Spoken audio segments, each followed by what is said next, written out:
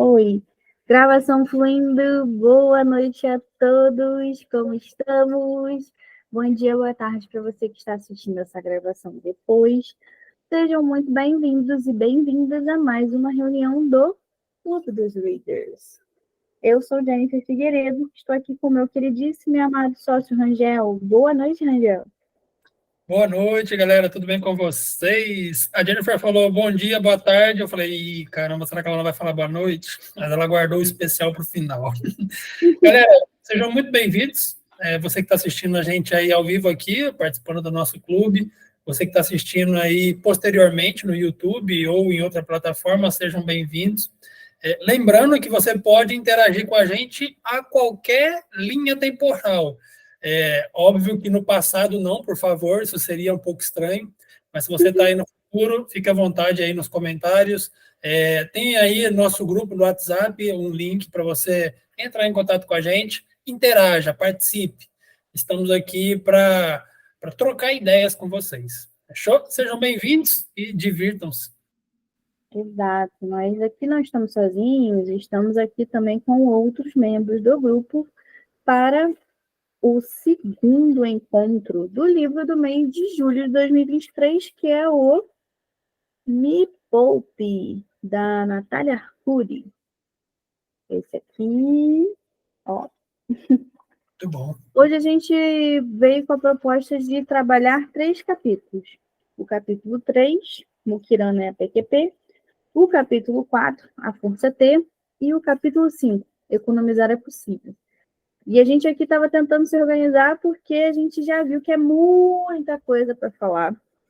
Não dá para falar tudo no encontro, porque senão a gente vai ficar a noite toda e a gente tem que trabalhar amanhã nos nossos outros empregos, né? Então, aqui a gente vai selecionar só algumas partes que mais chamaram nossa atenção e a gente acha que é importante, assim, compartilhar com vocês essa mensagem dela. Eu, da minha parte, vou pegar algumas passagens que me chamaram bastante atenção e que eu acho que também é uma forma peculiar da autora abordar esse livro. Na semana passada a gente falou bastante sobre isso. O legal da Natália é que a linguagem dela é uma linguagem acessível, né? E uma linguagem bem mais diferente, com um tom irônico, com um tom cômico, com um tom sarcástico, como ela mesma coloca, e acho muito legal alguns conceitos que ela traz. Mas antes de eu falar, a minha, que eu já falei bastante, queria saber do Rangel. Desse primeiro capítulo, Mukirana é a PQP. O que te chamou a atenção que você queira compartilhar com a gente? Como a Jennifer acabou de dizer, gente, o conteúdo é muito extenso. Para falar tudo aqui, ficaria aqui um encontro de 3 horas ou mais, mas da parte que eu mais gostei foi que ela impõe para a gente um questionamento pessoal, para você se entender, para você se conhecer. E ela coloca ali alguns valores que a gente precisa classificar para entender como a gente trata o dinheiro e, de fato, alinhar para onde a gente quer caminhar. E dentre esses que ela impõe, está na página 46 do PDF que a gente disponibiliza para a galera lá no nosso Drive. Tem ali... O meu aqui já não está mais na ordem do livro, mas eu coloquei aqui como primeira prioridade. São 6 elementos aqui, 6 categorias. A primeira eu coloquei o amor, depois coloquei liberdade, depois eu coloquei segurança, respeito, status e reconhecimento seria a última. No amor aqui eu coloquei o primeiro porque eu considero aqui a família como amor. Seria o laço maternal ou o amor que a gente tem pelos nossos irmãos. Para quem já é casado, tem o cônjuge. Então, primeiro aqui eu acho que seria a família. Depois a liberdade é literalmente você ter liberdade para fazer o que você gosta, você quer ou o que você sonha. E essa liberdade aqui não é só financeira. A liberdade geográfica hoje é uma das questões que mais pega comigo. Por quê? Eu acabei percebendo que não precisa ter dinheiro, ou seja, liberdade financeira, para se ter a liberdade geográfica. Eu antes eu pensava assim, eu quero viajar, eu quero conhecer os lugares, mas para isso eu preciso de dinheiro. Mas essa liberdade geográfica, ela pode vir antes da liberdade financeira. Basta a gente se planejar. E é literalmente isso que a Natália ensina no livro dela. Então eu coloquei aqui como segunda prioridade, porque como a minha primeira é a família, se eu puder fazer com que a liberdade geográfica chegue até a minha família, pronto, isso para mim já seria a realização de um sonho. Eu poder falar assim para os meus familiares, olha, dia tal, do mês tal, eu vou planejar aqui para a gente ir para tal lugar. E ter essa condição, a gente conseguir colocar isso numa linha do tempo onde a gente consegue se planejar para isso acontecer. E segurança, respeito, status e reconhecimento são coisas que eu entendo que são importantes dentro ali de uma certa hierarquia, mas que para mim, no meu pessoal, isso eu tive o prazer de conhecer aqui no livro da Natália, para mim seria essa categoria, entre o primeiro seria o amor e o e último seria o reconhecimento. Isso chamou muito a minha atenção nesse primeiro capítulo aí que a gente tá discutindo hoje, que no caso é o capítulo 3. Maravilha. Esse quadro de valores está no livro, na página 51, para quem adquirir a mídia física, né? Mas quem quiser, lá no nosso grupo, a gente disponibilizou o PDF, tem até audiolivro, que foi até importante hoje para eu poder dar uma revisada, assim, nos pontos. E eu lembro, só pegando um gancho no que o Rangel falou, eu lembro que a primeira vez que eu li esse livro, eu achava, e a minha vida inteira, eu achava que o meu pilar, o primeiro, era a segurança, né? E eu queria adquirir as coisas com segurança e tudo mais. E quando eu li, que mais à frente ela fala da importância da gente chegar e entender, descobrir qual é o nosso valor, isso faz toda a diferença, né? Aqui, ó, quando ela fala assim, na mesma página 51. Depois que você se conecta com o seu eu financeiro, uma porta se abre diante dos seus olhos. Explico.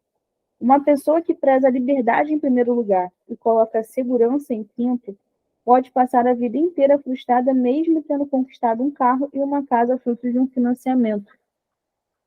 E como eu eu sempre gostei muito de liberdade, né? E lendo aqui, ouvindo o Rangel agora falando, eu falei assim, gente, liberdade ainda não saiu desse primeiro para mim, né? Achava que era segurança, mas mesmo assim, a liberdade, porque para mim eu entendo como uma forma de segurança eu ter liberdade, a liberdade financeira para eu poder fazer as coisas no momento em que eu precisar, no momento em que eu quiser, a liberdade de ir e vir, a liberdade de, por exemplo, trabalhar de onde eu achar melhor, né? E tudo mais. Então, isso era sempre importante e eu deixava isso um pouco de lado, né? E aí, quando você pega e você valoriza uma coisa que não está lá no seu alto patamar de hierarquia de valores, você acaba ficando frustrado. E quando eu lembro que quando eu adquiri a casa, que eu tinha, nossa, eu não me sentia por completo. Por quê? Porque eu estava adquirindo aquilo ali porque eu fui num efeito manada.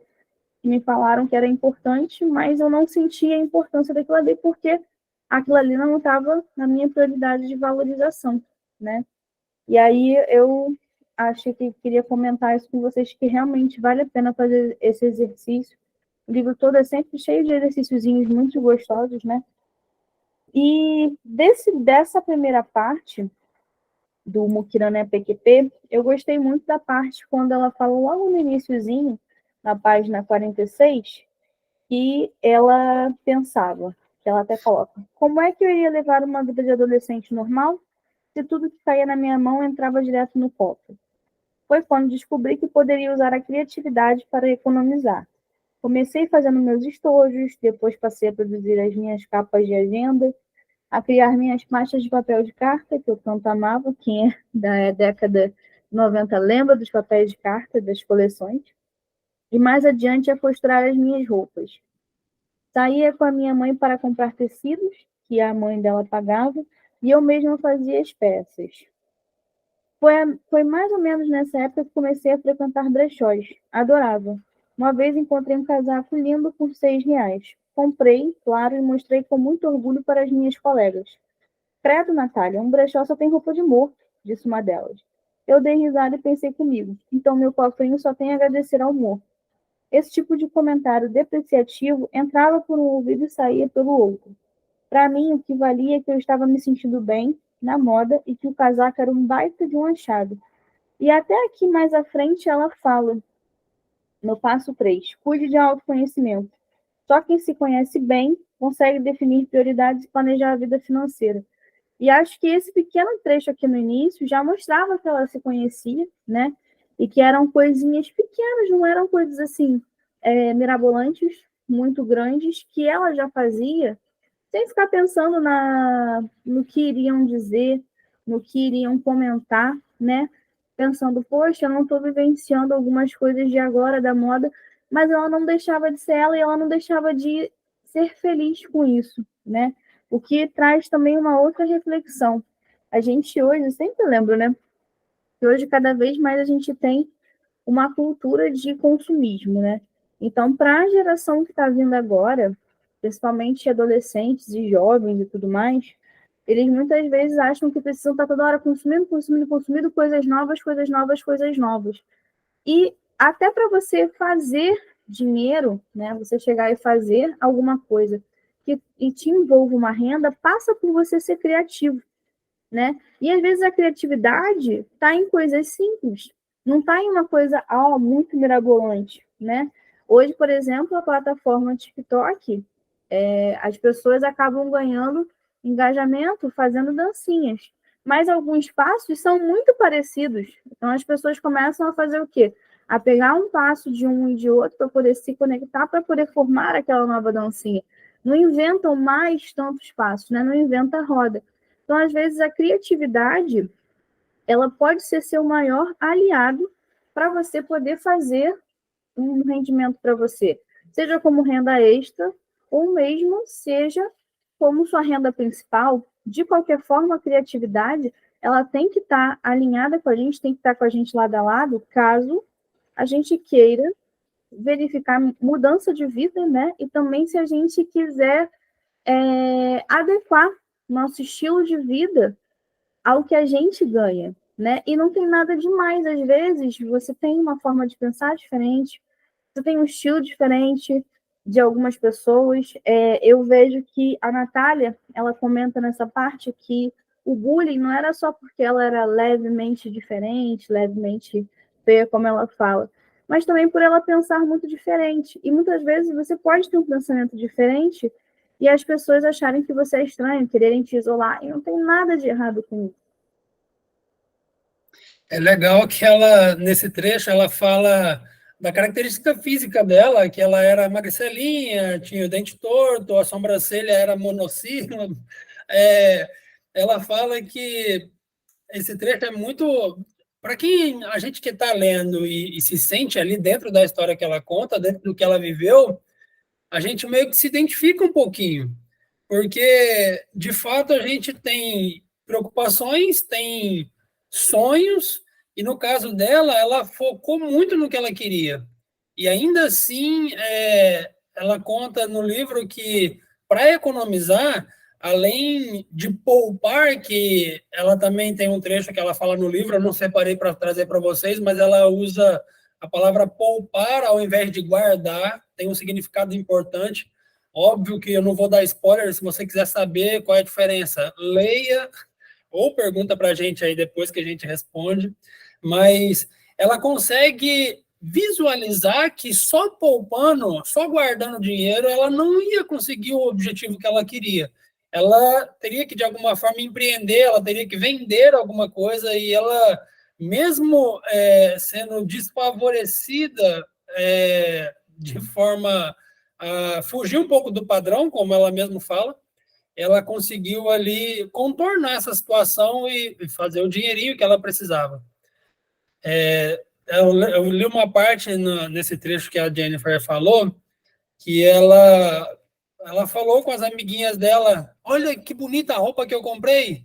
Aí as meninas perguntou, nossa, onde você comprou? Aí ela fala, não, eu comprei num brechó, paguei R$ 6.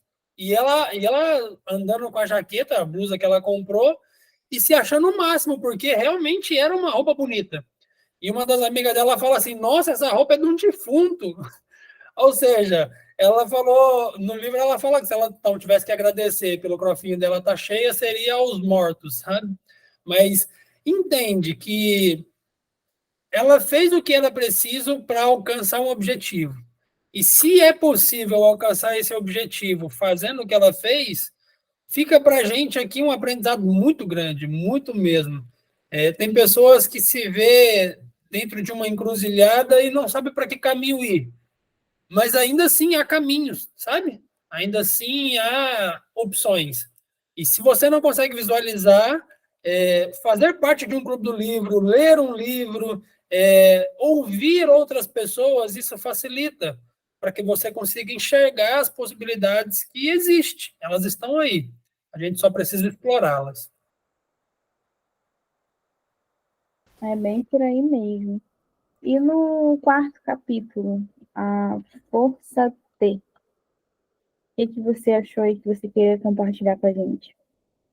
Dentro desse capítulo, poxa, infelizmente a gente não tem tempo, sabe?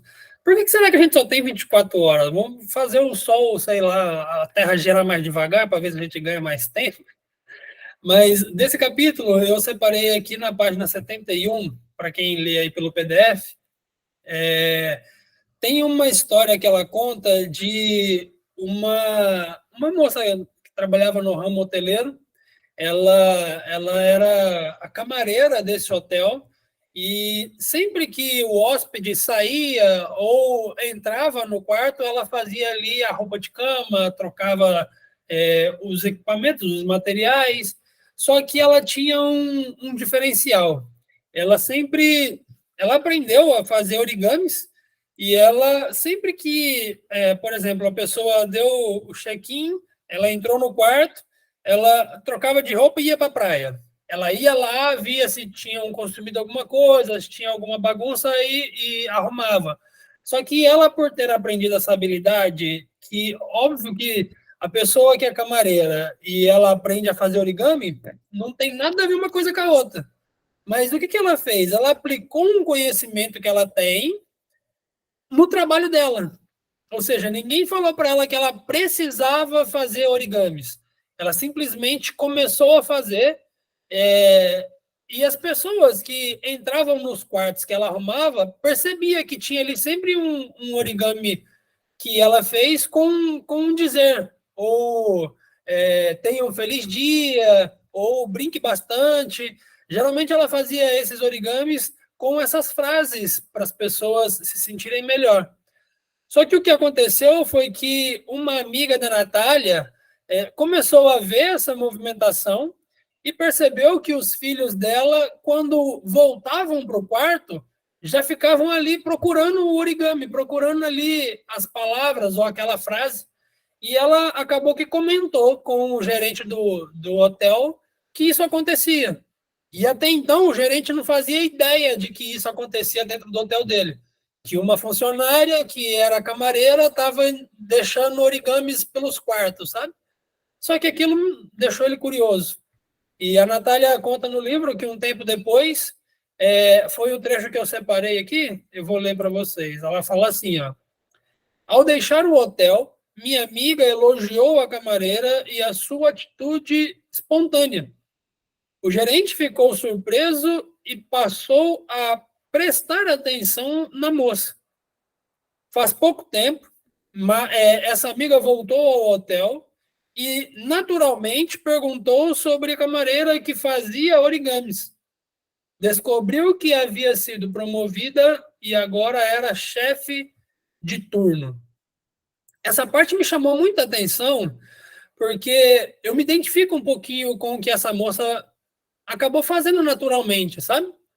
E hoje, aqui no meu trabalho, eu sou pago para aplicar vinil. Só que é engraçado porque tenho os colegas de trabalho, só que em quase 20% do meu tempo aplicando vinil, eu estou assim com o celular na mão e mexendo e filmando e fazendo o que eu não deveria estar fazendo. Em outros casos, quando um outro colega meu está fazendo a mesma coisa que eu estou fazendo, o meu chefe chama a atenção deles. Fala, e então, tá mexendo no telefone, não está trabalhando por quê? Óbvio que ele fala com sotaque português, mas se eu imitar aqui, a live cai. Eu acabo que faço as gravações do trabalho que a gente tem feito, edito, posto, eu já tenho acesso ao perfil da empresa, não sei se vocês conseguem ver, mas tem aqui um perfil que eu crio, tem aqui o nosso, do Clube dos Readers, e tem o da empresa, que é a Mountain Puzzle. Ou seja, eu não sou pago para fazer isso, mas eu entendo que se nós tivermos um portfólio para mostrar para um cliente futuro, mais trabalhos vai entrar para a gente fazer. E eu acredito que se eu tiver um fluxo de trabalho maior, se não faltar clientes por dia, vai ter a possibilidade do meu chefe aumentar meu salário. Então, eu consigo ver que eu posso pegar uma habilidade que eu tenho e usar no meu trabalho. E, gente, infelizmente, muitas pessoas fazem isso visando o reconhecimento, a remuneração. Não façam isso. Isso é uma decepção que, olha, se você fizer isso pensando no retorno, você vai ter mais dor de cabeça, mais estresse, mais mal-estar, e isso vai te fazer mais mal do que bem. Então, eu faço isso porque eu não sou obrigado, mas eu também sei que meu chefe não é obrigado a me reconhecer por isso. E ele não me pediu para fazer isso, então ele não vai me pagar por isso. Eu faço porque eu sei que vai melhorar a minha imagem. Para vocês terem noção, se outro colega do trabalho tiver no telemóvel, que é o que eles chamam aqui o celular, o meu chefe já chama a atenção. Quando eu estou no telefone, eu posso nem estar gravando nem respondendo o cliente, mas ele não liga. Ele sabe que o tempo que eu tenho para trabalhar, eu estou trabalhando, e o tempo que eu estou ali fazendo outra coisa, também é para o trabalho. Então, isso é uma característica que eu reconheci nessa moça, que trabalhava no hotel, e eu me identifiquei muito. E eu queria falar isso com vocês. De verdade, não façam esse a mais pensando no retorno. O retorno nunca vem. Pensa assim, o retorno nunca vem. Ninguém nunca vai te reconhecer pelo que você está fazendo a mais. Vai te pagar pela tua obrigação. Você faz a tua obrigação. Agora, da mesma forma que aquilo fez diferença na vida daquela moça que trabalhava no hotel, eu sinto que isso também faz diferença na minha vida. Tanto que, se eu for listar o que eu sou pago para fazer e o que eu recebo para fazer, gente, a lista é infinita. Uma das coisas que me chama mais atenção nesse trabalho que eu estou é que o trabalho não disponibiliza um carro para mim. E a empresa tem 2 carros, mas um carro fica comigo. Isso não está no papel. Quando eu fui contratado, não estava lá, não, você vai ter um carro para você ir para casa e voltar. Mas isso é um a mais que o meu patrão faz, e com a desculpa que ele não tem onde guardar o carro, mas tem. Porque se os outros funcionários perguntar, não, ele está lá com o carro porque não tem onde guardar. Mas entendem que tem que ser voluntário, tem que ser de coração, sem pensar em retorno. Senão, se o retorno não vier, é pior.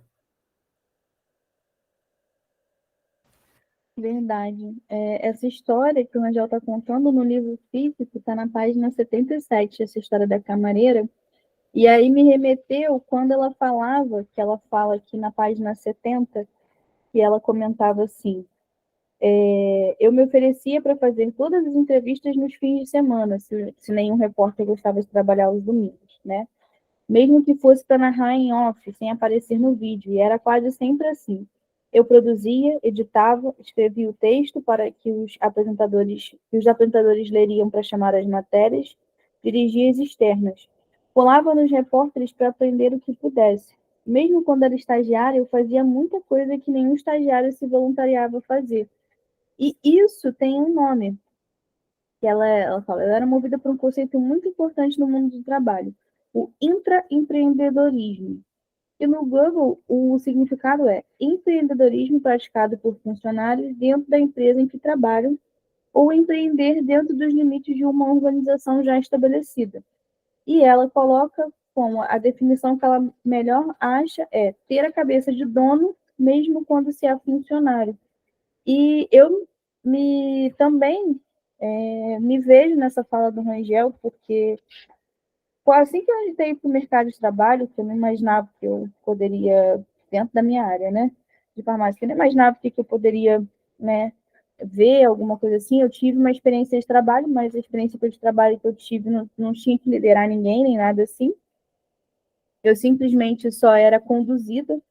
E quando eu trabalhei na minha área, eu tive a oportunidade de ter ser essa pessoa com proatividade, de chegar, de pegar as coisas para poder fazer e tudo mais, e fui aí crescendo a ponto de liderar, de ter confiança para poder liderar outras pessoas, né? E isso, antes de você ser aquela pessoa que vai ser puxada para poder liderar, você passa por várias etapas, e as principais delas você vai fazer coisas, você vai ter que ganhar confiança das pessoas, né? E quando você ganha confiança, não é você ganhar confiança, como o Rangel bem falou, não é ganhar confiança já falando assim, não, vou ganhar confiança porque eu vou ter todas as possibilidades de estar mais próximo do chefe, vou ganhar mais por isso e tudo mais. Não, na maior parte das vezes você não vai ganhar mesmo.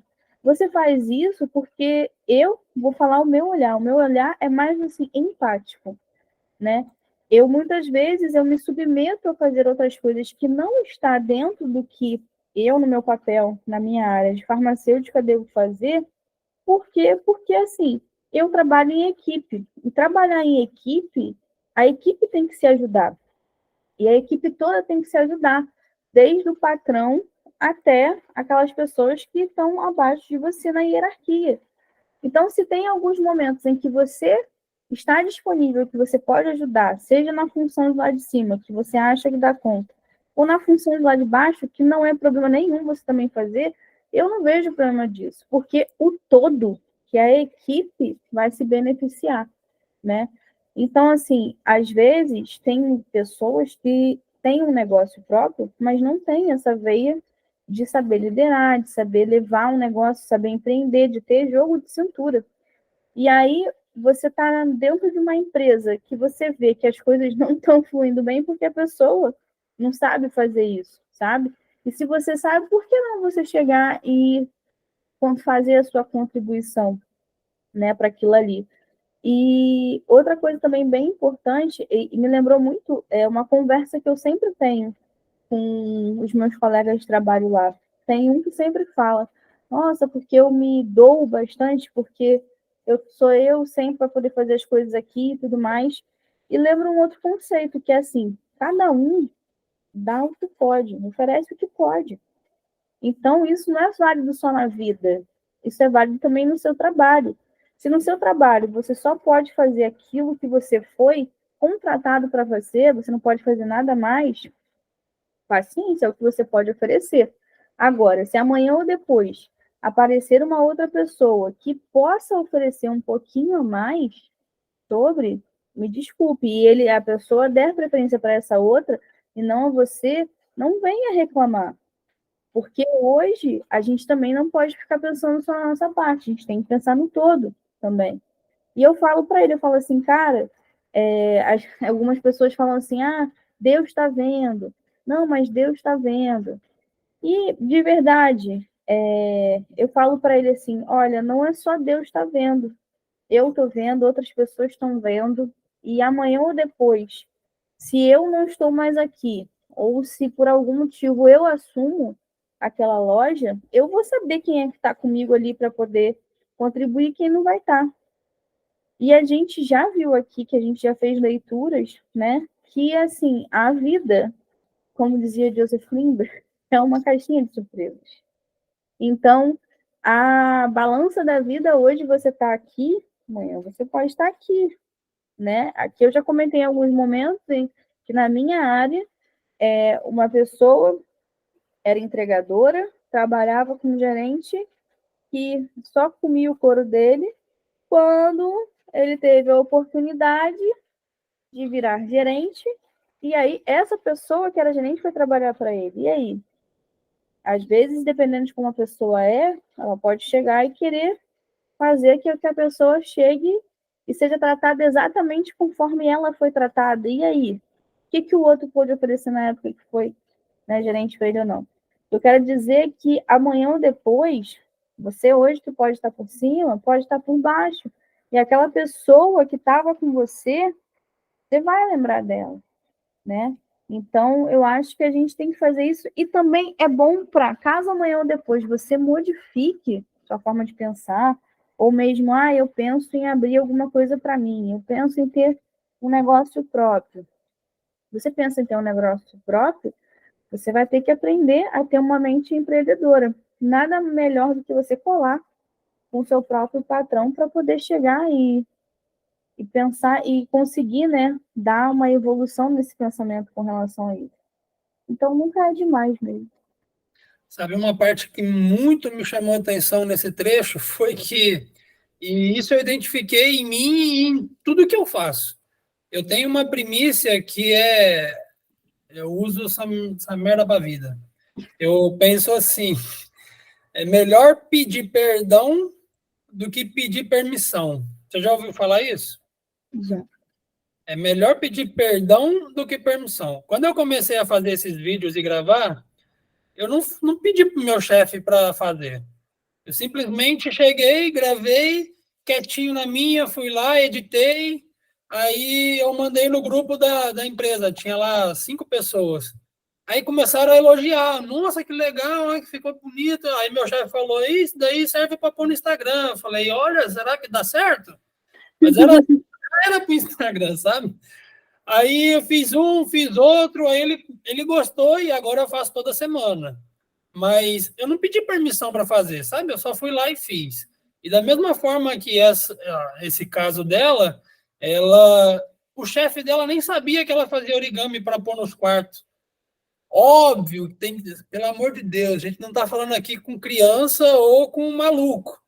Se você entende que algo que você pode fazer na sua empresa é perigoso, seu chefe deveria saber, é óbvio que você tem que comentar, você tem que pedir permissão. Só que entendam que esse efeito surpresa, às vezes, ele tem mais poder do que a gente imagina. Se você sabe que aquilo que você está fazendo não vai prejudicar a empresa, aquilo, você não vai tirar proveito daquilo. Gente, se não tem por que o chefe achar ruim ou negligenciar de alguma forma, vale a pena se arriscar. E olha, se não podia ter feito isso, você é maluco? Ó, desculpa, eu tentei ajudar aqui de alguma forma, mas não vai se repetir. Então, é melhor pedir perdão do que permissão. É melhor você ir lá e fazer e mostrar que você sabe, que você está ali para ajudar, para melhorar, do que você ficar com medo e não fazer nada. Verdade. Uma boa reflexão.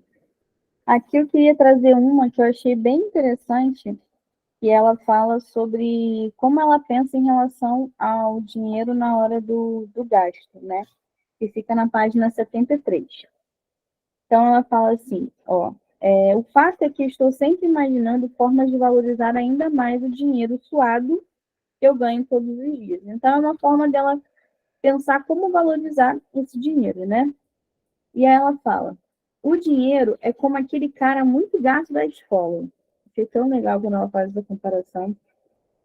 Se você pensar apenas na beleza e no desejo de se gabar, depois que pegou o fulano, vai atrair exatamente o que contou, uma ficada e nada mais. O dinheiro tem o mesmo comportamento bizarro. Como que ela quer dizer isso? Para muita gente, o cara gato da escola era apenas aquele cara gato, no primeiro momento de ficar com ele até satisfaria os olhos e o ego. Mas nos outros desejos, como ter um companheiro, uma pessoa que apoia você, dá carinho e liga no meio do dia para dizer eu te amo, não tem essa pessoa. Que mulher quer apenas um rostinho bonito? Muitas. Que homem quer apenas um rostinho, uma mulher de um rostinho bonito? Muitos. Quem se satisfaz apenas com esses atributos a vida inteira? Poucas pessoas. O ponto em comum entre o dinheiro e os caras gatos é o desejo por trás da conquista de ambos. Se você se perguntar o que de fato queria ao desejar o dinheiro ou o cara, pode descobrir verdades incríveis sobre si mesma.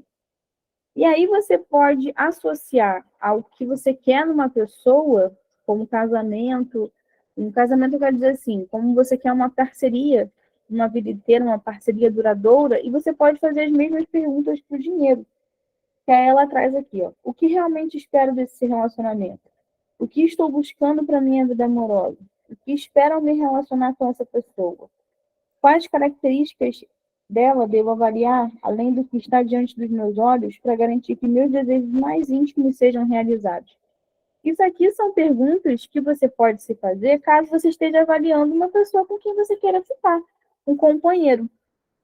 Mas aí ela traz essa para a gente ter essa mesma ideia para quando a gente for gastar o nosso dinheiro. Então, por que quando você. O legal desse capítulo é que ela reforça para a gente, né, o quanto a gente tua batalha para poder conquistar o nosso dinheiro, ganhar o nosso dinheiro, né? E na hora de gastar, a gente parece que muitas vezes se esquece disso. Desculpa, claro, eu estou falando aqui de uma maioria, tá? Eu estou falando que a maioria acaba falando isso. A maioria, às vezes, fica diante de um preço e naturaliza o preço de algumas coisas como estão hoje, simplesmente só porque querem só consumir aquilo ali. Não, porque eu quero isso aí, não, realmente está barato. Não valoriza, não tenta extrair, melhorar, economizar para si em alguns aspectos, em vários aspectos daquele produto que dá para economizar, porque simplesmente querem consumir. Então, uma das coisas que a gente não mencionou aqui, mas ela já mencionou também em outras partes do livro, ela faz um acompanhamento do que ela quer, né?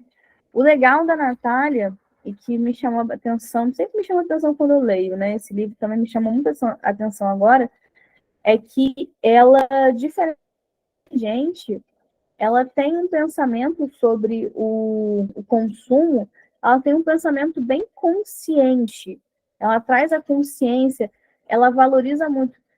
O fato de ser chamado de muquirana, né, às vezes, muitas vezes de mesquinha ou algo assim, é por ela saber o valor do dinheiro dela.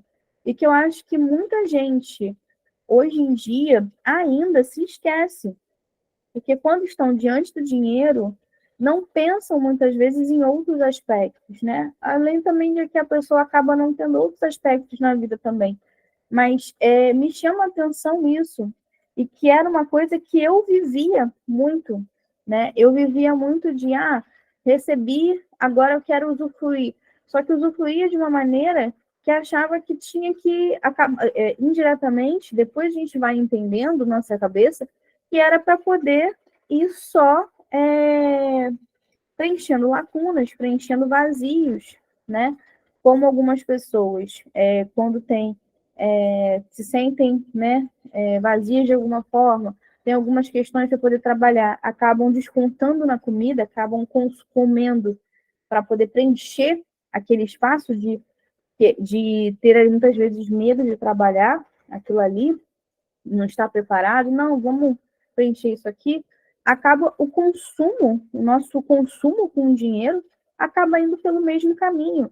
E ela foi uma pessoa, quando você lê o livro, você observa que, assim, não é que ela seja uma máquina, não é que ela não ceda, mas antes de ceder, ela pensa muitas vezes e muito bem.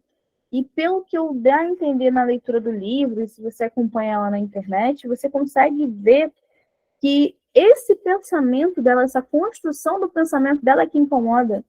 Porque quando ela chega e fala, não, mas a gente tem que parar para pensar. Por que eu vou fazer isso hoje? Vamos dar um exemplo básico, né? Ela chega e fala, não, hoje eu vou fazer pizza em casa. Eu me recuso a pagar R$ 50 numa pizza. Aí tem muita gente que vai chegar assim, mas com o dinheiro que você tem, você poderia comprar trocentas mil pizzas. E aí as pessoas esquecem que foi esse pensamento dela, de tipo, não, hoje eu não quero gastar com pizza, apesar de eu poder, que é isso que acho que hoje ainda está bem entranhado em muitas pessoas. Eu vou gastar porque eu posso, porque eu mereço, porque eu tenho que me doar isso. eu trabalhei tanto que isso tem que ser o meu prêmio. E a gente acaba colocando, definindo o valor de prêmio em algumas coisas que, mais lá na frente, ela aborda também em outros capítulos, você vai pensar assim, cara, não era exatamente o que você queria, não veio de lá de dentro. No final, tipo assim, você não festejou aquele tipo de conquista, você não está feliz com aquilo ali, porque no final usou o seu dinheiro de forma vazia, né? E isso é óbvio que varia de pessoa para pessoa, que passa por uma linha individual. Só que a gente não pode ficar julgando, né, as outras pessoas por elas chegarem e fazerem esse tipo de comportamento. Que no final é um comportamento que dá certo, deu certo para ela. Então, por que a gente não modelar nesse sentido, né? Então, por isso que ela chega e traz a gente para poder valorizar o nosso dinheiro como se fosse alguém que a gente vai conquistar. Alguém que, tipo assim, pô, é como se a gente vai comprar alguma coisa, vai consumir alguma coisa, a gente vai dar o nosso dinheiro. Então, peraí, vamos fazer uma entrevista com essa situação para a qual a gente vai dar o nosso dinheiro, o rico dinheiro que eu batalhei pra caramba para poder chegar, para poder comprar já, para poder ganhar, e agora eu vou sair distribuindo como se não fosse nada. Não, pera lá, vamos analisar. Eu vou consumir com isso? Sim. Por exemplo, a experiência de jantar em um lugar legal. Poxa, o jantar é num lugar cuja, para cada pessoa, fica R$ 300 cada pessoa. Vou gastar R$ 600. Se você fosse diante de uma proposta dela, você ia parar para poder pensar, por que quando você vai fazer uma coisa mais barata, vamos supor, é R$ 25 um lugar onde eu vou comer, você pensa menos do que para um lugar aqui de 300. É o quê? Só por conta do valor? É essa o que a importância dessa passagem, quando eu li, eu queria trazer reflexão aqui. Você vai gastar R$ 25, ou você vai gastar R$ 300 em alguma coisa, você vai gastar 1 milhão, ou você vai gastar R$ 1, o importante é, na hora que você for fazer o seu consumo, ele está dentro do que é esperado, sem te estourar por fora, sem você ficar movendo mundos e fundos por aquilo ali, você acabar se endividando à toa só para poder caber naquilo ali. É outro conceito, né? A gente acaba tendo que caber, a gente não faz as coisas, né, caberem na gente. Que é uma coisa que a gente tem que trazer, que esse livro resgata bastante, né? Então, assim, a gente precisa valorizar quando a gente for consumir, seja a gente chegando, hoje em dia, né? Eu tenho consumido bastante frutas.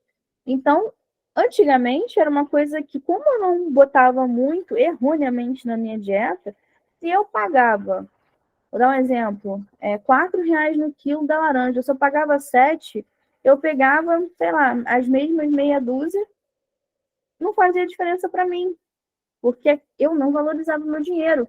Hoje, eu vou procurar comprar laranja quando ela está mais barata, porque além de eu estar consumindo mais, eu hoje valorizo muito mais. Hoje eu vejo, se eu chegar e fizer isso, eu economizo naquilo.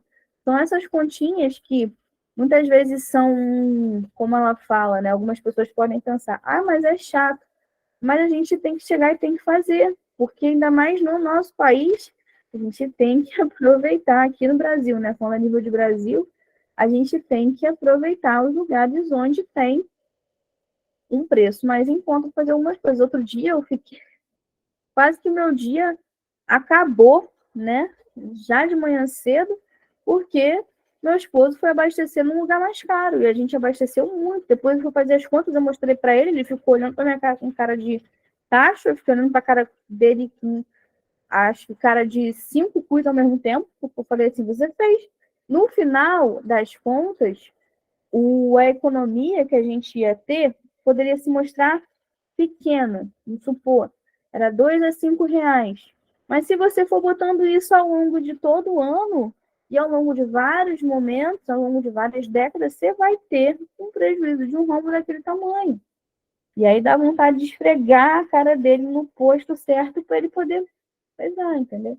E assim a gente vai trabalhando para poder para enriquecer, a gente tem que passar por essas etapas, né? É uma das coisas que não tem jeito. Ou a gente para pensar em como a gente consome, ou a gente vai continuar no mesmo patamar que a gente está e provavelmente insatisfeito do jeito como estamos.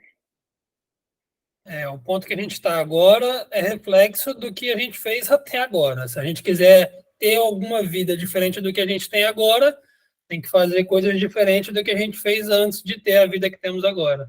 Essa questão que você levantou sobre a consciência que ela tem em gastar, isso é tão enraizado no coração dela que só quem leu vai entender e vai saber a resposta dessa pergunta. Imagina que a Natália está na praia e chega lá um cara vendendo miçanga. Ela compra ou não compra a miçanga do vendedor ambulante? Ela é tão preparada com essa questão que ela compra. Porque ela já se planejou para, se acaso isso acontecer, ela tem um dinheiro reservado só para isso. E ela explica no livro todo o significado que aquilo tem. Então, entendam que não é você ser maluco da cabeça, não posso gastar, fecho o olho quando passa no shopping, eu não vou para não gastar. Não é isso. É simplesmente tratar o consumo de forma diferente. Se é importante para você fazer academia, entenda que existem prioridades na nossa vida, e a prioridade que é a minha talvez não é a sua, e a que é a sua, para mim, não é prioridade. Dentro desse universo que é você, que sou eu, você precisa identificar todos esses pontos que são quase inflexíveis. Tem coisa que eu não abro mão, tem coisa que você não abre mão, mas dentro disso, a gente precisa ter esse consumo consciente que a doutora Jennifer falou. Gente, se você está com a gente aqui até agora, você já merece uma medalha de ouro, porque todo o conhecimento que a gente traz aqui é com base no livro que a gente está lendo esse mês de julho. E, gente, o conteúdo é gigantesco. Muito do que a gente está falando aqui é pouco demais perto desses 3 capítulos que a gente leu. Então, se você está gostando desse conteúdo, estiver aí pelo YouTube, curte aí esse nosso vídeo. A galera que está nos acompanhando aí, manda mensagem para a gente lá, tanto no Instagram, a gente tem o nosso perfil no Instagram, quanto no WhatsApp, a gente tem o grupo lá no WhatsApp também. Agradeço demais a participação de vocês até este momento. E entendam que todo o passo a passo que a gente faz, desde como a gente lê, como a gente separa, como a gente tira os insights, como a gente aprende com esse livro, a gente compartilha com vocês. E é muito bom ter vocês aqui, sem dúvida nenhuma. E pegando um gancho no que você falou, tudo aqui onde estamos no momento, né, reflexo de tudo que nós fizemos. Então, o clube veio como reflexo de algo que a gente não gostaria mais de continuar fazendo, que é só empilhar livro na prateleira, ficar fazendo só como a gente fala, figuração na nossa prateleira e acumulando poeira, né? Então, se você quiser mudança de verdade na sua vida, quiser melhora de desenvolvimento pessoal, o clube é o lugar certo para isso. Aqui na descrição desse vídeo tem um link para poder você participar, né? Para você poder entrar no nosso grupo, entendeu? Para poder entrar. Então, vem aqui, vem ler com a gente, que vale muito a pena. E estamos caminhando para o final, né? Infelizmente. Da minha parte, as partes que eu separei foi essas duas. Tem uma terceira que eu vou só pincelar, mas ela é muito extensa, eu vou deixar aí de tarefa de casa para a galera. Ela fala no livro sobre um amigo dela, economista, que ensinou ela sobre o quemer pré-poder. Já no capítulo 5, né? Economizar é possível. Exato. Ela faz ali uma listinha dessa abreviação de algumas palavras que nos faz refletir na hora de gastar nosso dinheiro, na hora de comprar. Será que eu posso? Será que eu devo? Será que eu mereço? São perguntas que ela se faz para entender se aquele artigo que ela está comprando, se de fato aquilo é necessário. Se de fato aquilo vai ajudar, se de fato aquilo vai, de alguma forma, beneficiar ela. Porque se a gente for pôr na lista tudo que a gente compra, tudo que a gente a gente adquire e aquilo não tem um... Tem coisa que você compra que você tem em casa que se você não vê aquilo, você nem sabe que tem. Coisa que você já até esqueceu. Então, é um dinheiro que você gastou que provavelmente poderia ter sido utilizado em outro lugar. Ou se ele tivesse poupado, ou seja, rendendo em algum lugar, aquele artigo que você comprou, que hoje está pegando poeira na sua casa, hoje poderia ter triplicado o valor dele. Então, esse pedacinho é muito bom. E eu não vou conseguir falar dele todo, mas fica de lição de casa aí para a galera dar uma pincelada. Vale a pena. Eu queria só para a gente finalizar um conceito que, como a gente está falando em valorização de dinheiro, que ela traz nesse capítulo 5, na página 92, que é o custo 100. Ela começa. Quanto de fato vale o dinheiro que você ganha? Você sabe? O que é o custo 100? O custo 100 nada mais é do que descobrir quantas horas você precisa trabalhar para ganhar R$ 100. E aí, para você fazer essa conta, você consegue ver aqui no próprio livro, né? Ele ajuda para você a ver quanto você precisa trabalhar para ganhar R$ 100. E aí ele dá um exemplo que eu acho bárbaro, que se todo mundo tiver a oportunidade de ler o livro, de ver esse trechinho e descobrir quanto que você precisa trabalhar para poder ganhar R$ 100 e começar a associar isso nos seus consumos, na hora de consumir qualquer coisa, vai valer super a pena. Aí aqui ela dá um exemplo da Joaquina, né? A Joaquina, ela tá ganhando 18,75 por hora, e aí ela descobre que para ganhar R$ 100, a Joaquina tem que trabalhar 5,33 horas. Aí aqui ela fala, ó, onde está o exemplo da Joaquina? Aí vai. A Joaquina vai ao shopping e vê uma bolsa deslumbrante. Joaquina fica louca para comprá-la. A bolsa custa R$ 400. Se fosse R$ 100, custaria em torno de 5 horas e pouco para Joaquina. Essa bolsa vai custar o quê? 4 vezes mais tempo. Sim, Joaquina, para ser exata, vai precisar de 21 horas de trabalho para poder pagar uma bolsa de R$ 400. Vale a pena? Aí ela coloca, só a Joaquina, que foi que vendeu o tempo de trabalho ao chefe, poderá dizer. Então, olha só que legal. Nesse exemplo da Joaquina, ela descobre que para fazer R$ 100, ela tem que trabalhar em torno de 5 horas. E se ela quiser algum objeto de R$ 400, ela vai ter que trabalhar 4 vezes mais, ou seja, em torno de 21 horas. E aí, quando você começar a pensar no seu consumo em termos disso, será que você não vai repensar muito mais na hora de botar o seu dinheiro naquilo ali? Então, a minha sugestão, dando esse pequeno exemplo, entra no nosso grupo, acessa o PDF, ou então compra esse livro para você ver essa parte do custo 100, saber exatamente como calcular o seu, e aí, a partir daí, você sabendo quanto custa, quanto de trabalho, quantas horas de trabalho você tem que fazer para poder ganhar R$ 100, todas as vezes que você gastar R$ 100, e a gente às vezes fala assim, R$ 100 é muito. R$ 100 aqui, quando você vê, você gastou. Esses dias eu fui comprar um negócio no Hortifruti e falei, quero gastar R$ 20. Eu gastei 35, que eu não sei como eu gastei, entendeu? Então, assim, quando você vê, você gastou. E não é difícil. E aí, quando você chega e está diante daquilo ali, você começa, tipo assim, putz, se eu fosse para poder eu pagar isso aqui, eu tive que consumir X horas. Vamos supor, vamos dar o mesmo exemplo da Joaquina. Se ela consumiu R$ 100 no mercado, caraca, para eu poder pagar essa compra aqui de R$ 100 que eu estou fazendo, eu vou ter que trabalhar, eu já tive que trabalhar 5 horas e meia. Se eu quiser fazer uma outra compra dessa, eu vou ter que trabalhar mais 5 horas e meia.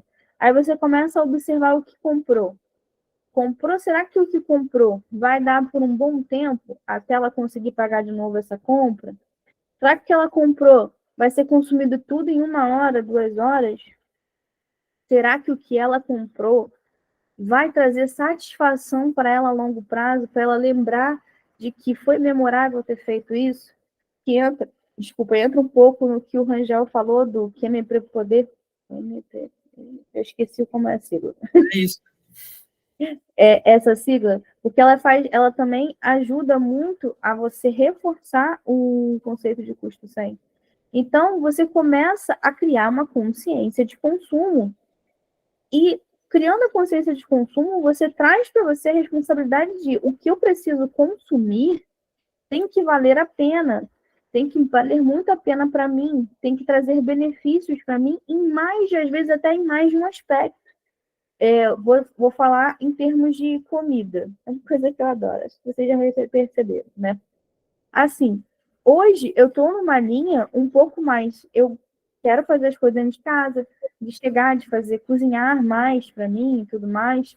Por quê? Porque eu estou vendo que é uma economia para os meus planos atuais. Agora, quando eu tenho muita vontade de consumir alguma coisa diferenciada e é o preço muito diferenciado, eu coloco na balança tudo isso. Quanto que eu vou ter que trabalhar para poder pagar essa brincadeira?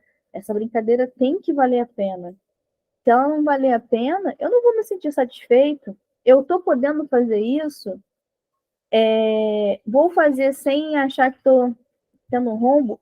Qual vai ser a minha sensação depois que tiver ido nesse lugar, tiver consumido aquilo ali? E aí isso vale para muitas vezes você ver um lanche que muitas vezes é muito barato e você fala, eu posso fazer toda semana. Quando eu quiser, eu posso fazer. Ou você juntar para talvez ir naquele restaurante que você está vendo, que tem coisas maravilhosas que todo mundo fala e que você quer ter uma experiência diferenciada. Então, esse conceito de custo 100 é bem legal para poder a gente dar uma freada realmente assim no nosso consumo e parar para pensar. Até isso eu estou falando de comida. Você pode também falar para outros aspectos. Se você é uma pessoa que gosta de consumir, comprar muita roupa, na hora de comprar, será que o que você está comprando? Eu lembro de uma época que eu comprava muito sapato. Nossa, se fosse para poder pensar hoje, meus sapatos era praticamente cada sapato que eu tinha era um dia de trabalho. Eram 8 horas de trabalho. E aí eu lembrei, quando agora lembrando aqui, eu lembrei que a primeira vez eu falei assim, verdade, entendeu? E aí, vamos supor, se eu comprasse 30 pares de sapato, que não chegou nesse ponto, né? Mas 30 pares de sapato seria cada dia de um dia do mês que eu teria para poder comprar. Às vezes tinha uns que custavam 2, 3 dias de trabalho, entendeu? Então são coisas que é bom a gente equilibrar para poder pensar no consumo mesmo. É muito doido pensar nisso, porque a gente tem várias formas de poupar. E ela vai falar todos os 10 passos, todas as 10 dicas. E é interessante que a gente que já acompanha ela há um tempo, já viu o vídeo, ela simplesmente ela mostra que você quer ficar rico, beleza, isso aqui é o passo a passo, é esse. Primeiro, se organiza. Vê toda a sua vida financeira. Tá, quanto você ganha? Dá para separar 30% e guardar? Dá. Então, beleza. Você vai viver só com 70 e 30 você vai poupar, vai investir. Não dá? Você está usando mais do que os 70%? Então, peraí. A gente simplesmente precisa reajustar isso aqui. Como? Vendendo o que não usa.